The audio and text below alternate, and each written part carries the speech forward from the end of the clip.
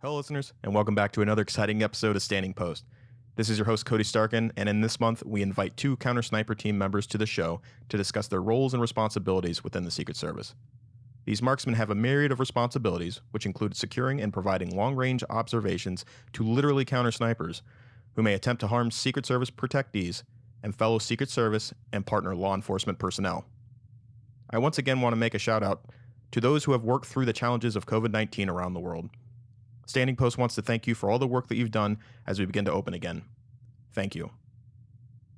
Now please welcome to the show, Sergeant Technician Travis Holland and Officer Technician Adam Murray.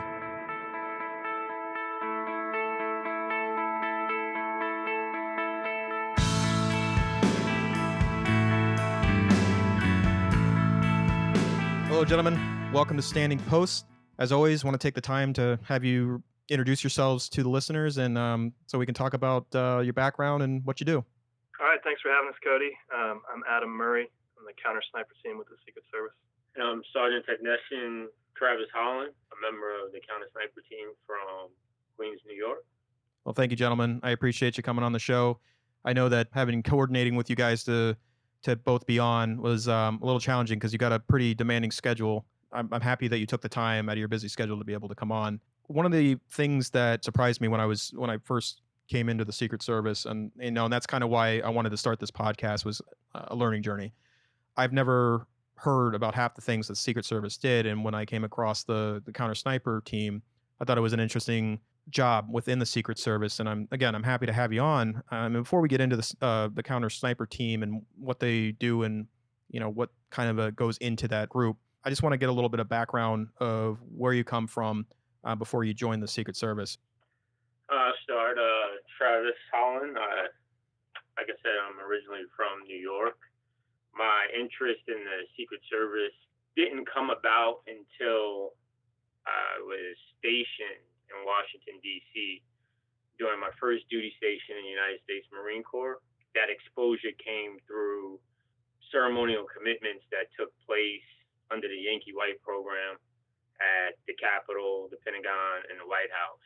During some of those interactions and engagements during those ceremonial commitments, I was able to talk to some of the officers and ask them what the job entailed, how they were able to get involved with it.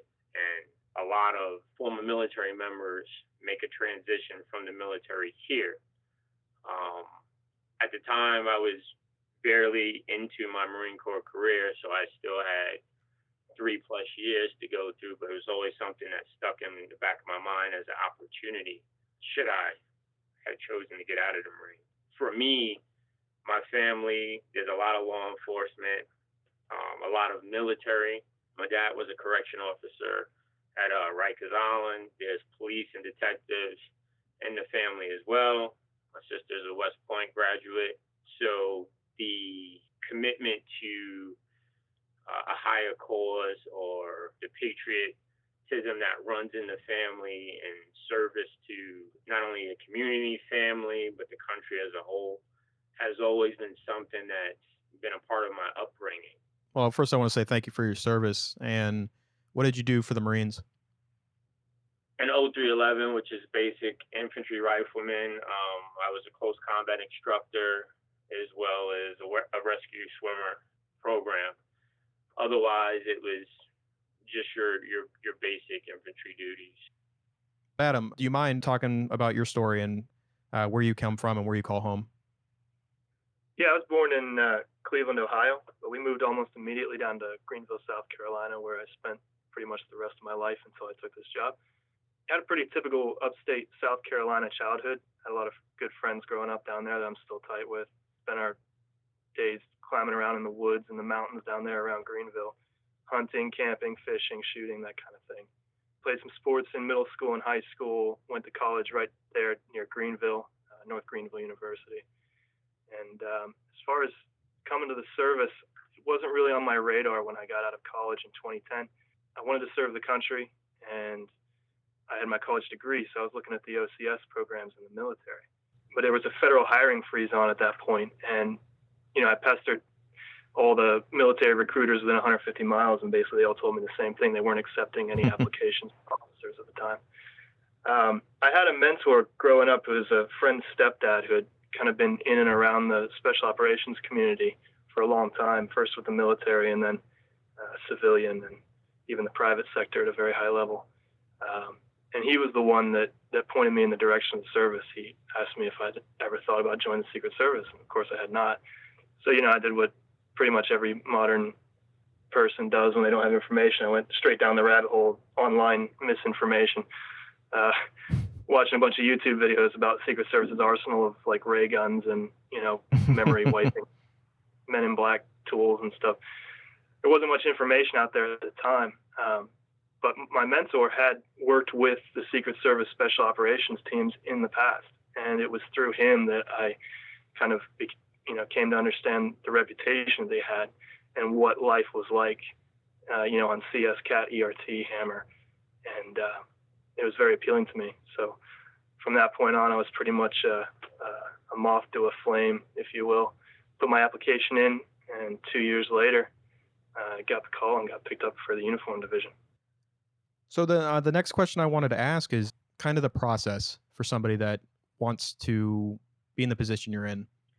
I'll take the lead on this, and then Adam can chime in.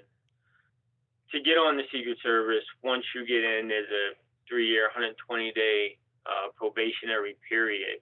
Once that's completed, each of the programs, be it the K-9 program, the ERT program, or in CS, there's usually a delay where an officer has to learn the basics of being an officer. For us, like I said, it's a 2-year before you can apply to the unit. Once you fulfill that requirement and there's a vacancy announcement that goes out, you're able to write a memo, apply for the position internally based on your shooting, physical fitness, and ability to do your overall job.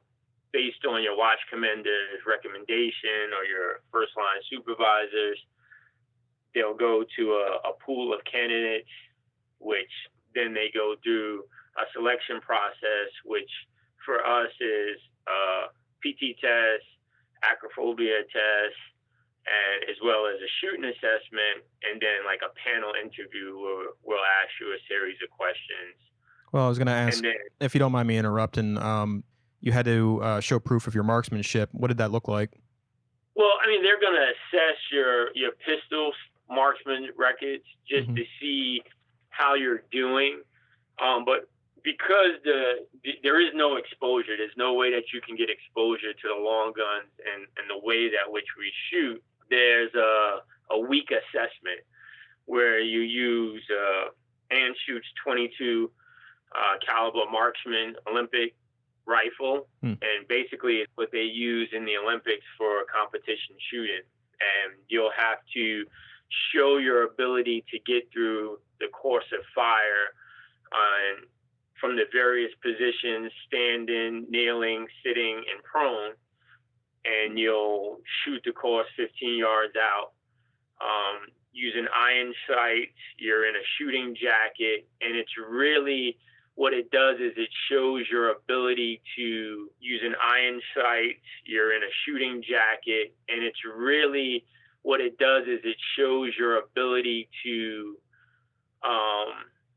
display your ability to apply the fundamentals of marksmanship. Because in that particular situation, the rifle, if there's any inadequacies in those fundamentals, it will highlight it.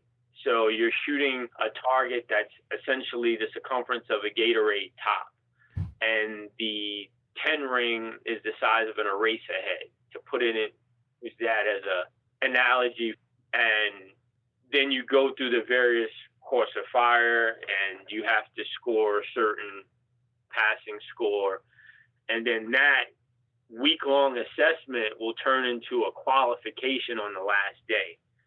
So they're evaluating your ability to navigate through, whatever trials that you may going through, or if you're able to receive instruction from the instructors and then apply it throughout that week. And upon completion of that week, you'll go back into the pool, and however many people in the class, it could vary from 6 to 12 that they'll take the top shooters out of that. Okay. And then those that passed or who were selected would then start the 10-week basic school. Like, what does the basic school look like if I'm just starting? What should I prepare for, or what are some of the experiences of that course? I'll let Adam chime in on that. Yeah, it's like Travis said, it's a 10-week school, and it's pretty intensive in terms of the mental pressure that you can find yourself under, and it has changed as well since I went through 6 years ago. But it's not necessarily a PT school, what you might call a PT school, where you get ground into the dirt every single day with your PT. But you need to show up in great physical condition because you will PT every day, and if you are too fatigued to focus on what you are trying to learn, you'll begin to fall behind very quickly. The school focuses mostly on what you might say are the three basic sniper skill sets: observation, communication, and shooting. Observation is one of the most overlooked aspects of what we do every single day. So each day might look something like a fairly tough workout in the morning, an observation exercise for a couple hours, and then you hit the range for several hours. There's an enormous amount of shooting that takes place, and there are pass-fail points all throughout the course. So the pressure never stops building, and the instructors have an incredible ability to know when to instruct and when to apply just that little bit of pressure to see, what people can handle in certain situations. And there's a number of things that get worked in, different sniper skills like stalking and some other things as well. But the primary areas of concern are observation, communication, and shooting. One thing, Cody, I would like to add to that is understanding that we learn the skill sets of what snipers would do so that we can counter it. Oh, that's fascinating. Yeah, if you don't mind speaking about it. Right. So because we're not snipers, however, our operational responsibility is to mitigate the potential for a long gun attack, be it to our protectees or a venue at which the protectee is at. So that instruction that we receive in the basic school is giving us the mindset, the skill set of what a potential sniper who is trained would be trying to do to counter what we're doing. So you're deconstructing or learning their mindset so that when you're going to a protective site, you can put in place a way to mitigate their chances of success through posting or blocking and other things.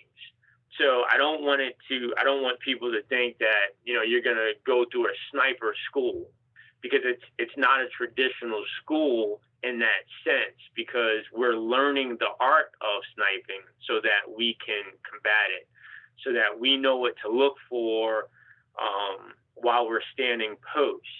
No, that was a whole, I don't even know why I didn't think about it that way. That's a whole nother concept that I just didn't think about.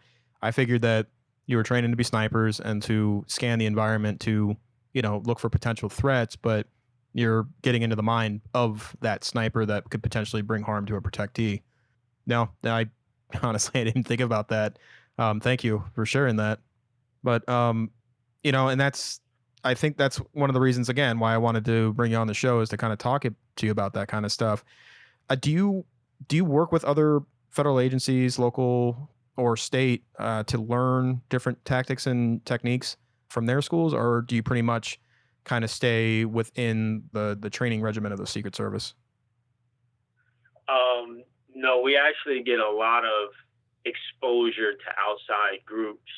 I won't go into all the specifics because of the sensitive nature of some of the training packages that we are able to take advantage of, but there is an array of training and opportunities for us that we're able to embark upon. So it's not all internal. There are a lot of external training that we're allowed to take advantage of.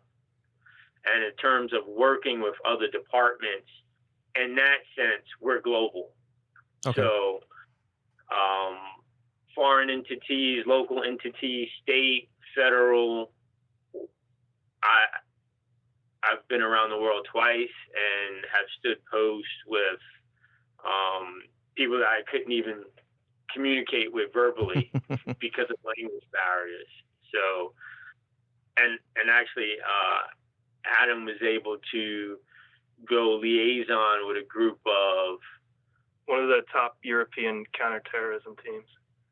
So it gives us the ability to stay current and draw from a lot of different expertise that's out there, so that as a reactionary unit, and I guess that's one of the big differences, snipers, they ambush their targets. They will pick a target and then pick the best area for them to take their target out. Well, we're reactionary to, we know we have a protectee coming into an environment and we're trying to set up that defensive position. So if someone is trying to poke holes into that, we're going in with the mindset as what will they be looking for? And we then try to fill those holes based on the knowledge that we've acquired over the years. I know one of the things that you had brought up was the length. You know, we were talking about the training prior to you guys coming on the show, and you just mentioned the 10-week training course. That doesn't necessarily mean that, like, once you're done, you are officially out on, like, you haven't peaked in a sense. Like, that isn't the end of the training, correct? Yeah, that's absolutely right. Travis talked about, he brought you kind of from putting your memo in all the way up through graduating the course. And I remember when I graduated the course, I finished on a Friday, and over that weekend, you know, I was celebrating and I felt like I was on top of the world. Showed up on Monday to the team, and you realize very, very quickly that you're like a pup who's just joined a pack of wolves, and there's so much more to learn. And I can kind of take you through the career progression of a CS tech from that point. You come to the team, and there's a 2-year period roughly that could be considered the first phase of your career, and that's a learning period. You've graduated the school with the basic fundamental principles, like we talked about earlier, that observation, communication, and shooting. That's your time to hone that and work on that and learn from the senior techs. And they're going to, you know, participate in a mentorship of you as you're going through those first 2 years. You'll be given a bunch of menial tasks. You might think of them as menial, but really it's just handing you that first piece of responsibility in the smallest possible way to see what you do with it, and building that ability to take on additional responsibilities, because you're really going to need it towards the middle and end of your career when you start to do bigger things. So things like driving the trucks and being accountable for all the equipment and the gear, all that stuff is kind of your first exposure to having the responsibility it takes to be on the team.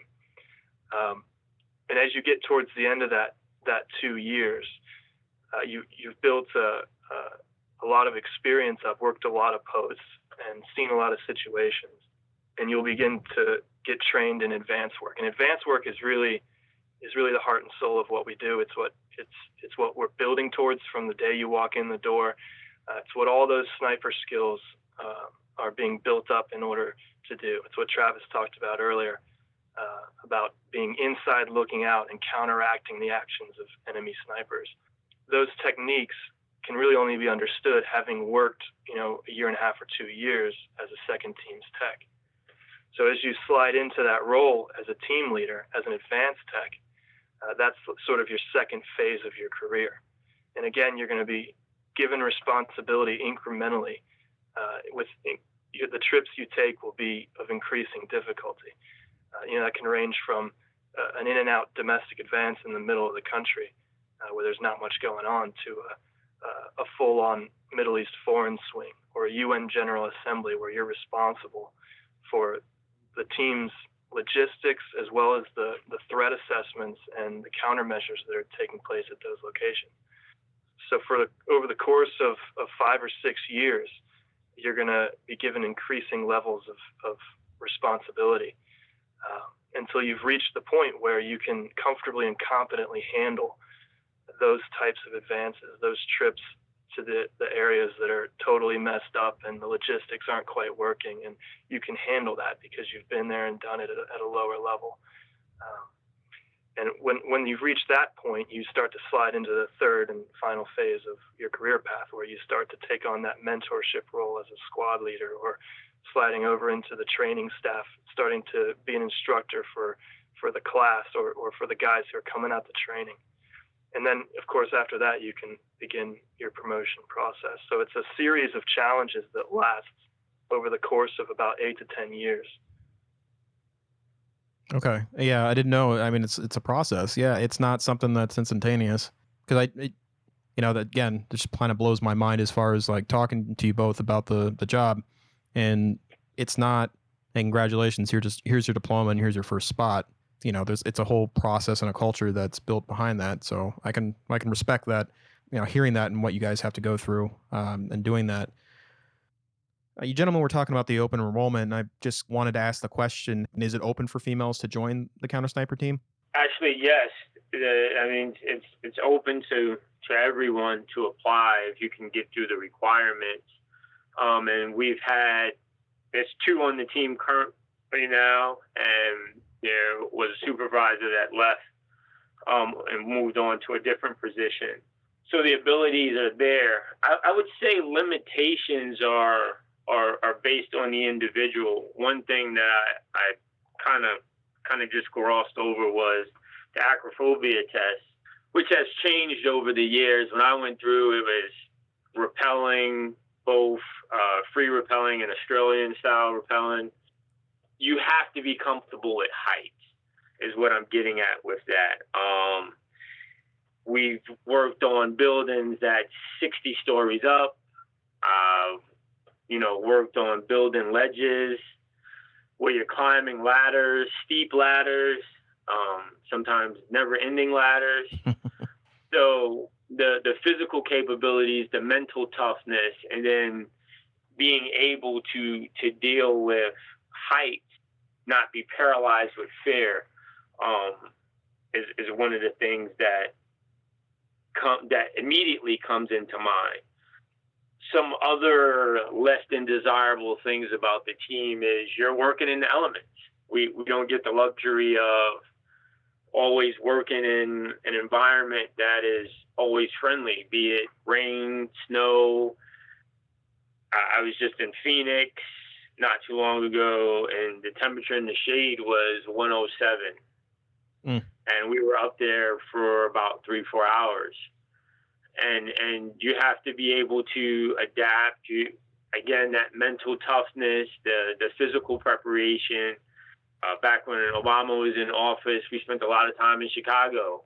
Now it's the exact reverse. You're working in temperatures that's sub-zero at times, and you still have to maintain that mental discipline in trying to perform the task that you're responsible for, which is being able to observe over that location and look for the anomalies or the changes in the environment that may present a hazard to not only the principal, which is the protectee, but yourself or your fellow officers that are working that site.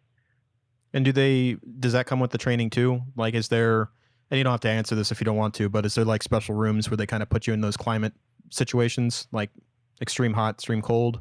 Well, the school certainly pushes you physically and mentally, but it's going to be during a certain time of year, and it comes down to the individual mentality of the person. There's a certain type of person who loves that grind, who you're there with your teammates and you're kind of suffering through it together and you're doing the job at the same time. And it's like you're sitting on the car plane going home and it's a good feeling, That's not everybody, but there's a certain type of person who works well on this team, and it's almost a positive. It's like we did it. Do you guys keep a record of like the longest shot or any records made among the group? Is there anything? like that? No, I'm not aware of any distance records, but we have fun with it for sure. There's a lot of things that we do on the range that Hmm. drive competition. The competition's anywhere between friendly and not so friendly, but everything's a competition, and that's the type of person that's here, somebody who thrives in that environment.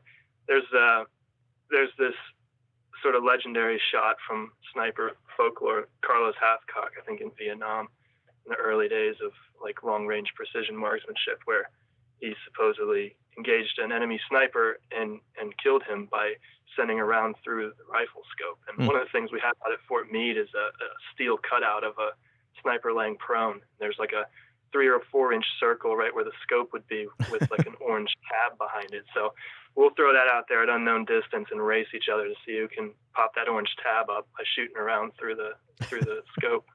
Things like that. But I'm not aware of any long distance records that we have, but we definitely have fun with training. Well, there was also the other thing I wanted to ask is that I saw your interview on CBS a while back. I believe it was during the time of President Obama's presidency, and they asked a question. I thought that was important. That it's truly that you haven't had to fire a round yet while on duty. Is that true? That is true.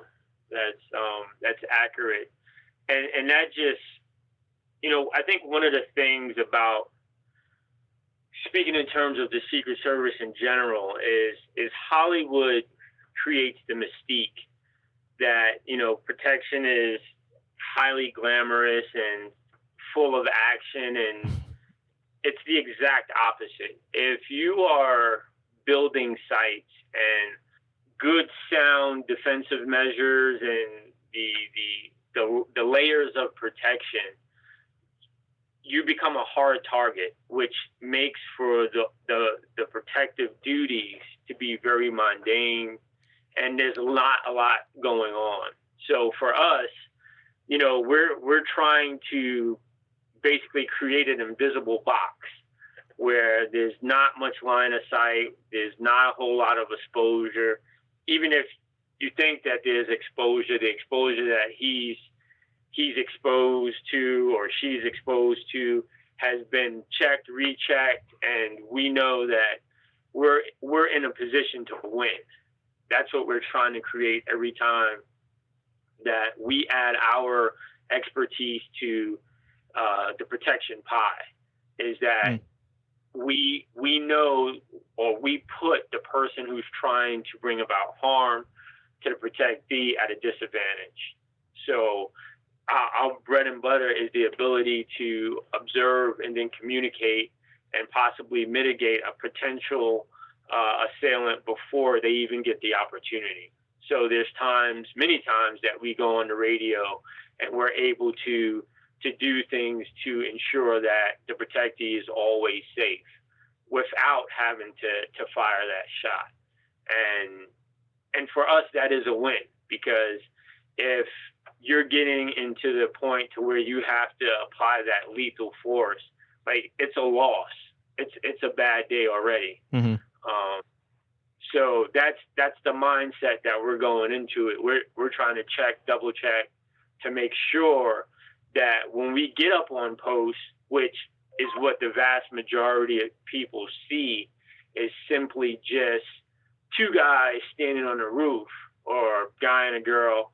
What you don't see is all that went into ensuring that those two guys that's up on the roof have the ability to see everything they need. And that's what Adam spoke on about the advanced work. When you're dissecting a site, and I like to use the analogy, it's like getting a puzzle and turning it over and then putting it together. Every single trip, every single advance that you go on, you're starting with a brand new puzzle. Sure, the end result is going to be the same, but the environment changed, the conditions, the different challenges that you may face.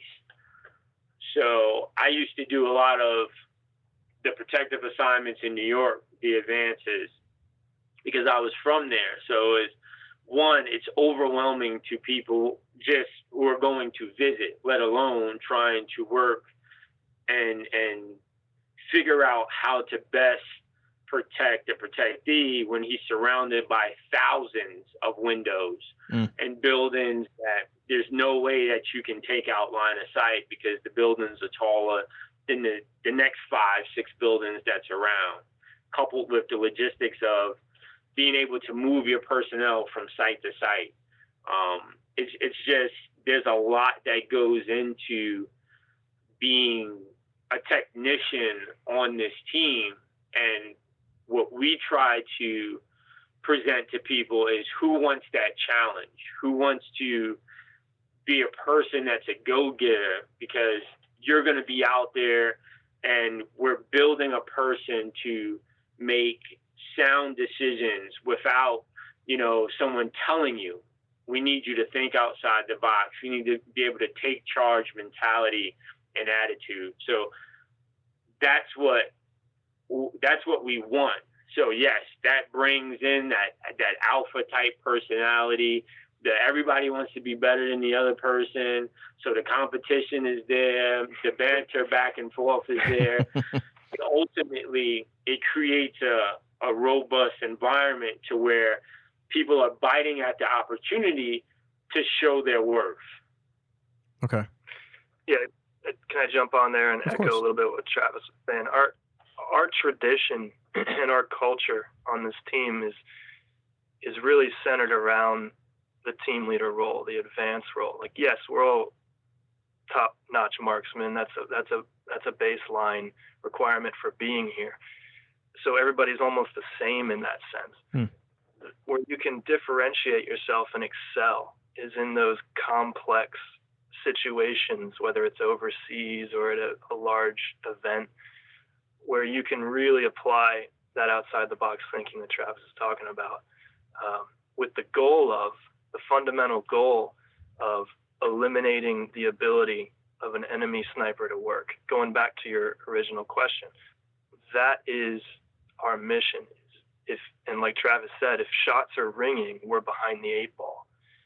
When I go on an advance, my job is to prevent that from happening.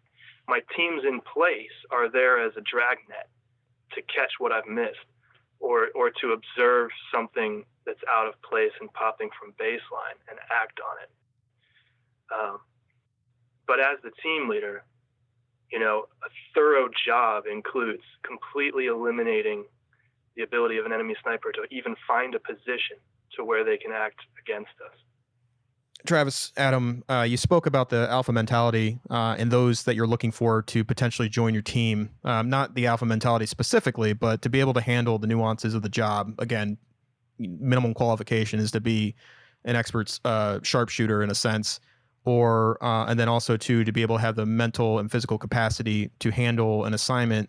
So I wanted to specifically ask, because there may be some listeners out there that are maybe on the fence about joining the organization and maybe pursuing this route into the counter sniper team. Who are you looking for? Well, there's a lot that goes into what it takes to make it here. I think it is a tough culture, but it does attract a certain kind of person. But I think if I had to pinpoint one feature, it would be independent decision making. And I'm not just talking about like shoot, no shoot situations from post. I'm talking about when you're on an advance as a team leader.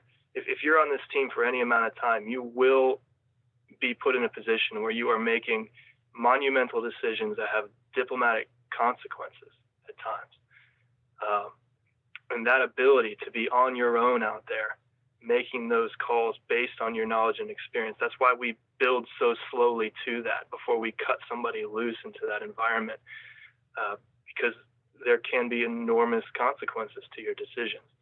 And being confident enough and bold enough to make those calls out there is a big deal, to bring about a situation that works for your guys. You're fighting to get the guys the positions, the equipment, and the tools they need to get the job done and get home safely. And also to arrange the logistics of getting groups of guys in their gear in and out of locations that can be very difficult. So that ability to make independent decisions is critical. And I'll just say that when I hear that question that you ask, I think the first thing that comes into my mind is I don't know what I can tell somebody to make them want to be here. I want them to want to be here and ask the questions, how do I get here? Because that shows right there that there's initiative, there's wherewithal to want to pursue something versus me trying to print a rosy picture of something that you may want to do. I want the inquiring mind to seek out how can I get to where you're at. A quick story for me: there was an official on this team, BK Ross, and he was a sergeant, former Marine, and some would probably say legendary in the sniper program as well as the Secret Service as a whole. And my last trip, where I was a regular officer before I got on the team, I saw him in the back of the plane. We were waiting, we were loading the aircraft to leave a site, and I went up to him and I introduced myself, and I asked him, I said, and I pointed at his shirt, and he had on one of the counter sniper polo shirts that had the emblem on it. And I said, I want to get one of those shirts. And he was like, we don't give those out. And he was like, however, if it's something that you want to pursue, and he led me along the way as to some of the things that I can do in physical preparation, mental preparation for what the school would be like. I think that is the biggest aspect, that if anyone who's thinking about joining the counter sniper program is, it's they say it's grown up, because we need you to think on your own. We need you to be willing to not have all the answers, because no one does, but in those times be able to pick up the phone and call a peer or a supervisor, but take the necessary steps to problem solve and see a problem, through in its entirety, not just say it's too hard, because the challenges, as Adam said, would always come. Sometimes you get a call at midnight saying, hey, you got to leave the next day because of a disaster site.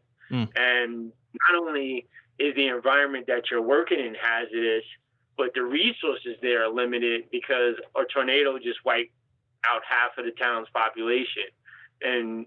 But our protectee is going to show emotional support and is going to be in that environment. You still have to figure out a way to put together a plan so that, not again, he is ultimately safe, but you and your fellow officers are as well.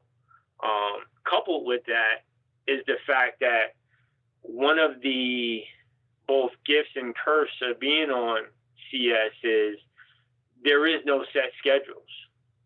So you have the flexibility to change shifts, and they'll work with you, but you also don't have a set schedule. So things are always changing. There's a lot of personal sacrifices that come with membership to this team, where you're missing time from your family, long hours on the road, long hours on post. Not every trip is you're going to Rome and you get to see the Colosseum. So, to bring it full circle, there's a lot that is very intriguing about it, but there's also a heavy toll and sacrifice that comes with being on the unit. So I don't want to paint a picture to make it seem appealing. I want someone who's researching and seeking the opportunity to be here. My last question, because you two are examples of those individuals that have gone through it, that had the drive, that are your post the training and the time it took for them to be confident to give you your assignments and everything like that without having basically taking the training wheels off. Can you guys describe or share a moment when you realized that you kind of had arrived, that like you could take a breath for a second and just say, it was our location or a particular event that made you happy for where you were at and what you were doing?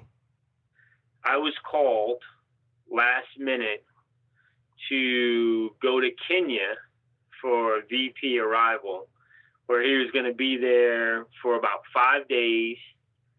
And I had 2 teams basically. And the sergeant came out and he said, "You're up." And I was like, "Where am I going?" And he's like, "Overseas, to Kenya for the VP." And I was like, I've never done an overseas advance. And he was like, "So you're saying you're scared?" And I was like, "No." And he was like, "All right, well, you leave tomorrow morning." So, and I went out there and I was able day by day to, with the resources that I had and the advanced team that was there, show them how we operate and how we could be an asset to the overall plan, because we got asked to come out late. So the advanced team had already been in country for a while. I arrived maybe 36 to 40 some hours before the VP did. So I was behind the ball, but was still able to put a plan in place for every day that he was there. Every site that he went to, was able to logistically jump my teams around to ensure that anytime he was coming or going from the hotel, he had coverage. And it was at the completion of that when it was like all of the work, all of the mentorship, all of the badgering and being made fun of as a junior tech had came to fruition. And it was like I understood what I was doing. And that is a good feeling. And now, as a supervisor on the team myself, and seeing Adam's transition, he too had that moment to where, he didn't know kind of where he fit in. And I had a conversation with Adam. We were in London and we were working post together, and I was like, "Give it time." I was like, Adam had built a great reputation for himself and he was excelling. And I was like, your chance and opportunity is going to come. Just keep grinding, keep building, keep stacking your knowledge so that when you're given the opportunity, you'll be able to shine. You'll be able to show your worth. And, the next time we were in London, he was the team leader. And I was I was getting my instructions from him. And to see that growth development and to hear his confidence is that's what this is all about. It's about getting people who want to be here, who can have that drive and determination, and then the rewards will come, because anytime you watch the Protect Ego wheels up and there's been no incidents, everybody gets to home safe. That is a win. Could you have done things better? Absolutely. You're always learning, you're always improving, but the ultimate satisfaction is knowing that you've accomplished a task. You were entrusted with it, you were able to get it done, and then it's on to the next one. Well, Travis, Adam, you have a big schedule ahead of you. I know, like I said, to have you both on the show, we found the right time to do it because of how your schedules work and being on the counter sniper team. Well, one, I want to say thank you for everything that you do for the organization. I'm glad there's people like you out there willing with the drive and to be able to take care of those situations for us. Do you have anything for the listeners themselves, for the individuals in the Secret Service? Do you have anything that you'd like to tell them? I think there's a perception out there that, I can't be on CS because they travel 365 days a year. I can't have a family. I can't have friends. I don't have a social life. the first thing I'd say about that is that there are times when we more than live up to that reputation. You'll be on the road and travel and jumping from country to country and city to city. But it's not 365 days a year. If you have a supportive and understanding partner who's as much invested in the team as you are, then you can absolutely have a family on the team. And, alongside of that is, don't forget that the best memories are made on those stints. You're traveling the world with 50 of your closest friends, and, in between all the immense amount of work that we do have to accomplish, you will have time to see the planet in a way that not many people have the opportunity to do. You'll have dinners at cafes in Paris and share bottles of wine in Rome and walk the streets of the old city in Jerusalem, have a half-rotten egg on the side of the road in Manila because some clown told you it was a local delicacy. I don't recommend that, looking at you, Vince.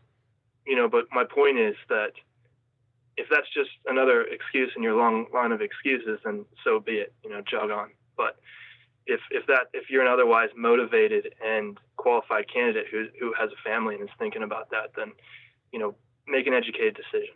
It is true, but it is also a balancing act that takes place, and it might be right for you and your family, or it might not. Hopefully we painted a decent picture of what life on the team is like for people who might be interested in this career. It's a difficult road, but it can be meaningful and rewarding. CS is not for everyone. It's just not. You live and die by your reputation here. There are no handouts. You earn your place on the team. If that's something that you think you can do, and not just do, but thrive in that environment, then, come let us see what you got. Show up to selection.